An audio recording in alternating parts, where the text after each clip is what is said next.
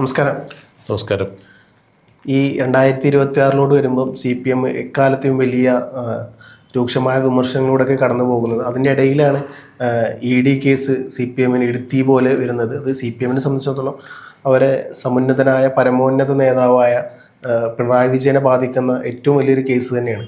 ഇപ്പം അതിലോട്ട് വരുമ്പം എല്ലാവരും ഇത്രയും കാലം നിഷ്പക്ഷത കീപ്പ് ചെയ്യുന്ന സ്ഥലത്ത് ഇപ്പോൾ പെട്ടെന്ന് എല്ലാ നേതാക്കന്മാരും K. ശൈലജ അടക്കമുള്ള ജോൺ ബ്രിട്ടാസ് അടക്കമുള്ള നേതാക്കന്മാർ അത് കേസ് അന്വേഷിച്ചോട്ടെ, അത് പാർട്ടിയായി യാതൊരുവിധ ബന്ധവുമല്ല, വീണ ജോർജിന് വിജയവുമായി ബന്ധപ്പെട്ട കാര്യങ്ങളിൽ പാർട്ടി ഇടപെടില്ല, അത് പാർട്ടിക്ക് ഇടപെടേണ്ട ആവശ്യമില്ല, അതൊരു വ്യക്തി മാത്രമാണ്, അല്ലാതെ പാർട്ടി മെമ്പർ പോലും അല്ല എന്നുള്ള തരത്തിൽ ജോൺ ബ്രിട്ടാസും K. ശൈലജയും ഒക്കെ ഒരു ഭാഗത്ത് വരുന്നുണ്ട്. മറുവശത്ത് നോക്കുമ്പോൾ പിണറായി വിജയൻ ഇങ്ങനെ വരുമ്പോൾ ഒറ്റപ്പെട്ട് നിൽക്കുന്ന ഒരു സന്ദർഭം കൂടിയാണ്. അപ്പം ഒരു രാഷ്ട്രീയ മാധ്യമ പ്രവർത്തകൻ എന്നുള്ള നിലക്കും രാഷ്ട്രീയങ്ങൾ കൃത്യമായി വീക്ഷിക്കുന്ന ഒരാളെന്നുള്ളവർക്കും എങ്ങനെയാണ് സാർ ഈ ഒരു ചിത്രത്തെ കാണുന്നത്?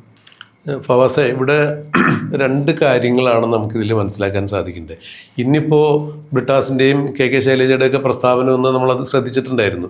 ബ്രിട്ടാസ് മാധ്യമങ്ങൾക്ക് മുന്നിൽ EDയുടെ വീണയ്ക്കെതിരെയുള്ള സമൻസ് അയച്ചതിനെ കുറിച്ച് ചോദിച്ചപ്പോഴാണ് ഇത്തരത്തിൽ പറഞ്ഞത്. അതായത് നിയമത്തിൻ്റെ വഴിക്ക് പോകട്ടെ, വീണ തെറ്റുകാരിയാണ് എന്നുണ്ടെങ്കിൽ വ്യവസ്ഥാപിതമായ നിയമങ്ങളുടെ അടിസ്ഥാനത്തിൽ അവരെ ചോദ്യം ചെയ്യട്ടെ.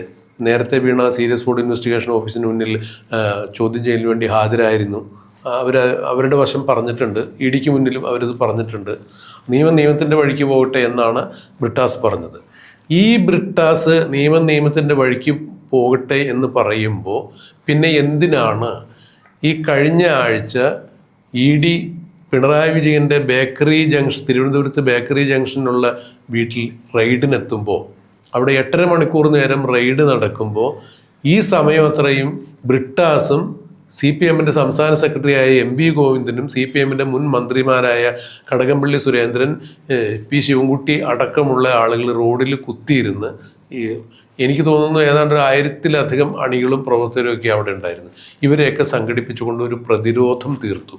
EDക്കെതിരെ പ്രതിഷേധം തന്നെയായിരുന്നു. നിയമത്തിൻ്റെ വഴിക്ക് പോകട്ടെ എന്ന് പറയുന്ന ആളുകൾ ഇപ്പോൾ പിണറായി വിജയൻ്റെ മകൾക്കെതിരെയാണ് ED റെയ്ഡ് നടന്നത് എന്ന് പറയുന്നു. പിണറായി വിജയനും അത് സമ്മതിച്ചു. പിണറായി വിജയൻ അതിൽ കക്ഷിയല്ല. അങ്ങനെയെങ്കിൽ വീണ വിജയൻ ഒരു സ്വകാര്യ വ്യക്തിയാണ്.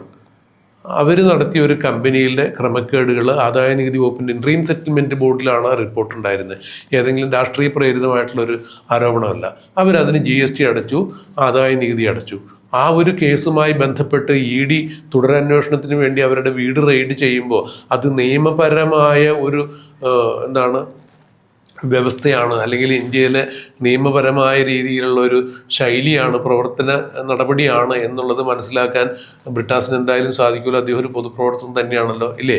അപ്പം എന്തുകൊണ്ട് അന്ന് നിയമത്തിൻ്റെ വഴിക്ക് പോകട്ടെ എന്ന് പറഞ്ഞ് കൂടെ നിന്ന ആളുകളെ ഈ ബ്രിട്ടാസ് വിലക്കാതിരുന്നത് എന്തുകൊണ്ടാണ്? പിണറായി വിജയനെതിരെയല്ല അന്വേഷണം എന്ന് പിണറായി വിജയൻ തന്നെ വ്യക്തമാക്കിയിട്ടുണ്ട്.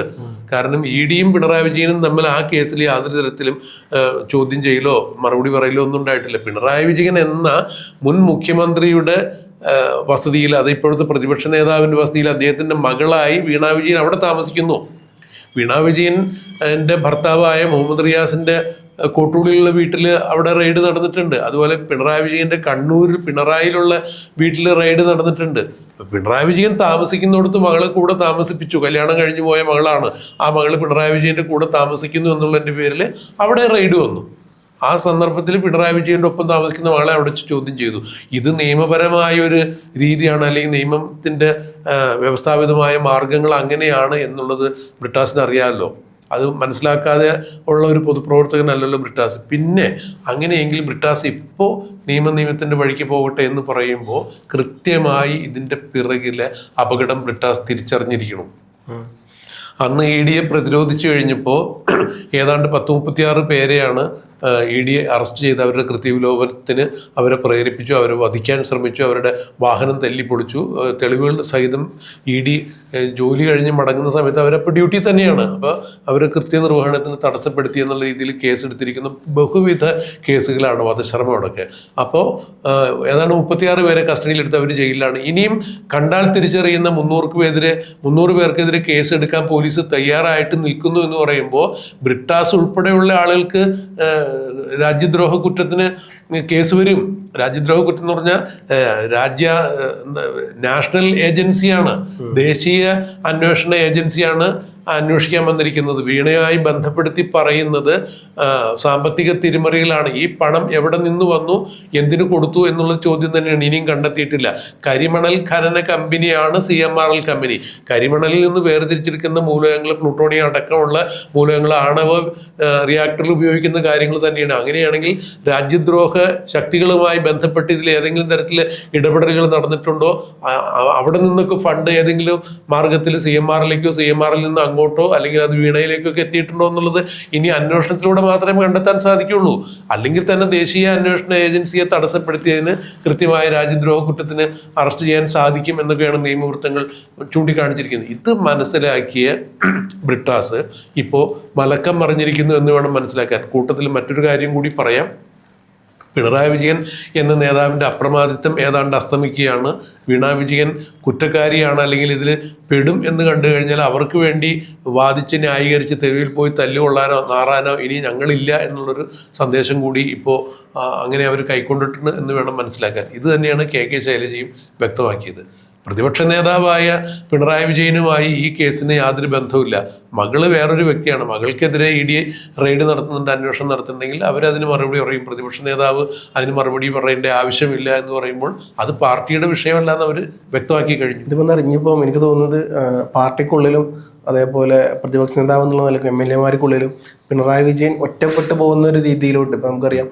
ഇത്രയും കാലം ഈ പറഞ്ഞ പോലെ മുഖ്യമന്ത്രി എന്നുള്ളൊരു പരിരക്ഷ അദ്ദേഹത്തിനുണ്ടായിരുന്നു. ഇപ്പം അത് പോയി. അതുകൊണ്ടായിരിക്കും അദ്ദേഹം പെട്ടെന്ന് ഈ പ്രതിപക്ഷ നേതൃസ്ഥാനം വിട്ടുകൊടുക്കാണ്ട് അത് പിടിച്ചിരുന്ന് നിൽക്കുന്നത്.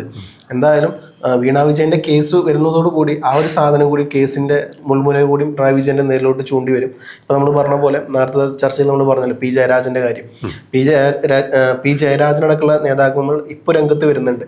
എന്തുകൊണ്ടും അവർക്ക് ഇതിന് പറ്റിയൊരു സമയമാണ്. പിണറായി വിജയൻ തകർന്ന് എന്താ പറയുക, അദ്ദേഹത്തിൻ്റെ എല്ലാവിധ കരുത്തും ചോർന്നിരിക്കുന്ന സമയമാണ്. അപ്പോൾ ഈ സമയത്ത് അദ്ദേഹത്തെ അറ്റാക്ക് ചെയ്ത് കഴിഞ്ഞാൽ സ്വാഭാവികമായിട്ടും അദ്ദേഹത്തിന് പ്രതിപക്ഷ നേതൃസ്ഥാനത്ത് മാറേണ്ടി വരും.